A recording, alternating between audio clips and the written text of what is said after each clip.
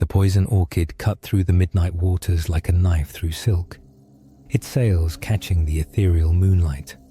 Captain Drakasha stood at the helm, her experienced eye scanning the horizon, when Jean spotted something peculiar through his spyglass. A ship, seemingly abandoned, drifted through the mist-covered waters ahead. Locke, ever suspicious, noticed how the fog seemed to cling unnaturally to the mysterious vessel. As they drew closer, the crew grew increasingly uneasy, with even the battle-hardened pirates whispering ancient prayers under their breath. The decision to investigate was unanimous, though tinged with apprehension. As they prepared the boarding party, Ezri squeezed Jean's hand, a gesture that spoke volumes in the tense atmosphere. The boarding party, led by Locke and Jean, found themselves on a deck that seemed frozen in time. Half-eaten meals lay untouched, weapons remained scattered, yet no signs of struggle were visible. The ship's name, the Wanderer, was barely visible beneath years of salt and grime. As they ventured deeper, they discovered something that made their blood run cold. A captain's log describing a treasure that shouldn't exist, and a curse that followed those who sought it. Locke's hands trembled as he read the final entry, dated 50 years ago, yet the ink appeared fresh. Below deck, Ezri's sudden scream pierced the eerie silence, sending the group rushing toward the sound.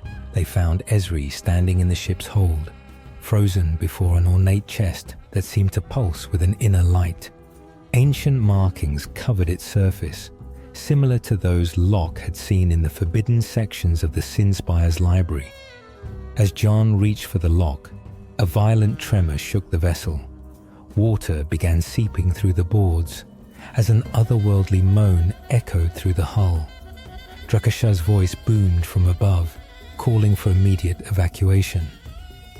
In the chaos that followed, Locke managed to pocket a single artifact, a small copper compass that seemed to point nowhere and everywhere at once. As they escaped back to the poison orchid, they watched in horror as the Wanderer was dragged into the depths by something massive and dark beneath the waves. Only later, when examining the compass in his cabin, did Locke realize that its arrow pointed directly to Tel Verrar and the Sinspire. His blood ran cold as the compass's face began to glow, revealing words that changed everything they thought they knew about their mission. The night air crackled with tension as Locke and Jean guided the poison orchid through the misty waters of Tel Verrar's harbor. Captain Drakasha's ship moved like a phantom, its black sails barely visible against the starless sky. The city's usual bustling port had fallen eerily silent, save for the occasional clash of steel and distant shouts, signs that Stragos's iron grip was already tightening. Through her spyglass, Ezri spotted the unusual positioning of the city's defense ships, their formation suggesting something far more sinister than routine patrol. "This isn't right," she whispered to Jean, her hand instinctively tightening around her sword hilt. The crew's unease was palpable as they witnessed the first signs of smoke rising from the merchant district, where Stragos's men had begun their systematic takeover of the city's vital trading posts. Dawn broke over a city in turmoil. Locke, disguised as a merchant guard, led their small group through the winding alleyways of Tel Verrar's commercial district. The streets had become a maze of barricades and skirmishes, with Stragos's guardsmen fighting against both city defenders and desperate citizens. Jean's massive frame proved invaluable as they pushed through a panicked crowd near the marketplace, while Ezri's quick thinking saved them from a patrol that nearly discovered their true identities. The situation grew more desperate when they witnessed the Archon's men setting fire to the grain warehouses, a calculated move to incite more chaos. Their path to the Sinspire seemed impossible until Drakasha revealed her surprise. A network of smugglers loyal to her cause, ready to guide them through the city's forgotten underground passages. Inside the relative safety of the smugglers' tunnel, the group's momentary relief was shattered by the sound of explosion above. Dust and debris rained down as the city's siege intensified. Locke's carefully laid plans began to unravel when one of their smuggler guides recognized him from a past con, a complication that threatened to expose everything. The tension reached its peak as they approached the secret entrance to the Sinspire's underground level. Esri's sharp ears caught the sound of approaching footsteps from both directions in the tunnel. Jean readied his hatchets, while Drakasha drew her sword. The group found themselves trapped, with Stragos's men closing in from one end and Requin's security force from the other. Just then, Locke noticed something about the tunnel's construction that made his eyes widen with recognition. He turned to his companions with that familiar, dangerous smile that usually preceded either brilliance or disaster. "I know another way," he said, "but you're not going to like it." The crystalline chandeliers cast dancing shadows across the Sinspire's underground vault as Locke Lamora, dressed in his finest noble attire, descended the spiral staircase alongside Requin's most trusted guards. His heart thundered against his ribs, though his face remained a mask of aristocratic boredom. The vault's security system, a masterpiece of mechanical engineering, hummed softly in the background. Jean Tannen, positioned somewhere above as their eyes in the sky, maintained a watchful presence through their intricate signal system. As they reached the final chamber, Locke noticed something peculiar about the guards' formation. They were too rigid, too precise. Something wasn't right. The vault door swung open with a pneumatic hiss, revealing rows of gleaming treasures.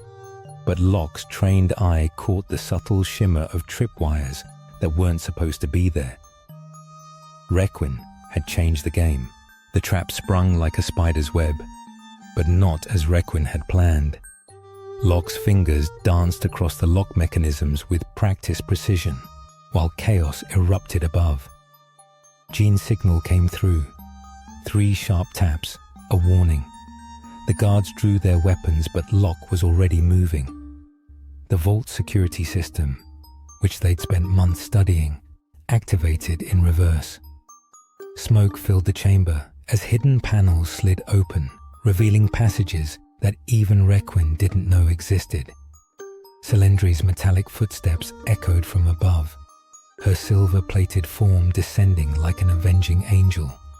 But Locke had one more card to play. The vault's true treasure wasn't what Requin thought it was. As alarms blared through the Sinspire, Locke and Jean executed the most daring part of their plan. The vault's treasures were a diversion. The real prize lay in the documents hidden within Requin's private collection. Selendri's guards converged from all directions, but each step of their advance had been anticipated. Jean's carefully placed explosives created the perfect chaos, while Locke's nimble fingers extracted what they truly came for. But as they prepared their escape, a familiar voice cut through the mayhem. Requin himself appeared, holding something that made both thieves freeze, a small vial containing their only hope for survival against Stragos's poison. The Game Master had played his own game all along, and now, in the dimly lit chambers beneath the Sinspire, Locke Lamora faced the cruel reality of his poisoning. The antidote, clutched in Stragos's weathered hands, gleamed with an eerie blue light. Jean watched from the shadows, his brass knuckles ready, as their former employer revealed one final twist. The antidote was merely enough for one. The chamber's ancient stones seemed to pulse with tension as Locke's mind raced through possibilities, each more desperate than the last. The sound of distant bells marked their dwindling time, while the scent of sea salt mixed with the metallic tang of blood from their recent escape through the city's underground passages. The confrontation with Requin unfolded in the Sinspire's grand hall, where mirrors reflected the chaos of their final gambit. Selendri's mechanical arm whirred menacingly as she positioned guards at every exit. The stolen fortune lay scattered across marble floors, mixing with shattered glass from the broken skylights above.